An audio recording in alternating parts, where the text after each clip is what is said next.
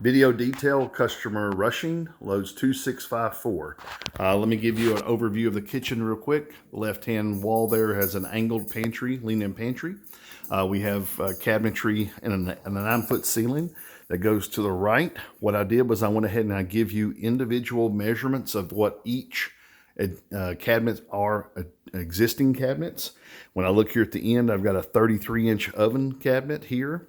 That is an oven with a microwave oven combo in it. I went ahead and give you the model number of the oven microwave combo. To the right of this, you've got a open space of wall that's over 10 feet long. To the right though, here at the bottom, that from the edge of this pantry to the center of that receptacle is 27 inches. So a 30-inch pantry will work just fine, but we have to bring the plug through the back of it, and the customer will need to put some safety caps in that plug on that. Now, on this same wall here on the left, this is a standard overlay. The customer has tile work on the walls. All of that tile will be removed and new sheetrock will be put in its place. Here on the base, you've got quartz countertops. These are quartz materials. Those are again being removed. New material, different colors will be in its place. This is a KitchenAid 36-inch cooktop, gas cooktop. They have put it in a 36-inch drawer base, but then they voided the top drawer where the top drawer is not operable. Here to the left is a base cabinet. I think it was a 33, and then to the right is the same thing, a 33. So that's pretty much this left-hand side of the room here. The upper cabinet that you have going to the ceiling is not something that we have ducting or anything for. It's a recirculating hood that's here now.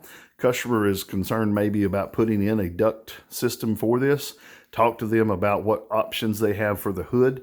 The 42-inch space that hood was going to take is going to make this cabinet on the left quite a bit smaller, about 6 inches smaller, and about 6 inches smaller on that one. So she didn't really want to lose any room in her cabinets, so she may actually be looking at something else, maybe a different type of hood arrangement for that. Okay, come back over here to this side of the room.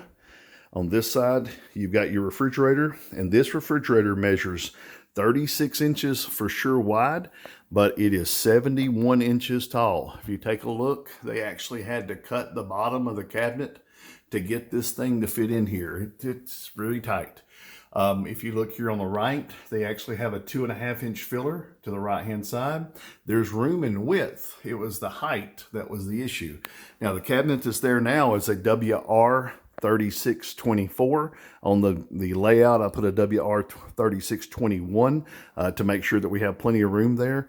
Make sure that you put a WF 342 below it so that we can fill in the space and not have that cut off like that. Now the left here, we've got a wall 3636. That's to the left of it is margin. I think it's 6 1/4 inches of margin here. Check your drawings for the length, but there's an 18-inch cabinet to the left of this one in the design. That will not work in this instance. Take a look at your overall measurements for your walls. They will change on this. Now take a look here at the bottom. You've got a base cabinet to the right of the dishwasher itself, sink base 39, a 21-inch drawer cabinet, and a 21-inch base cabinet. And if you take a look at that, it actually comes all the way to basically the end of the wall.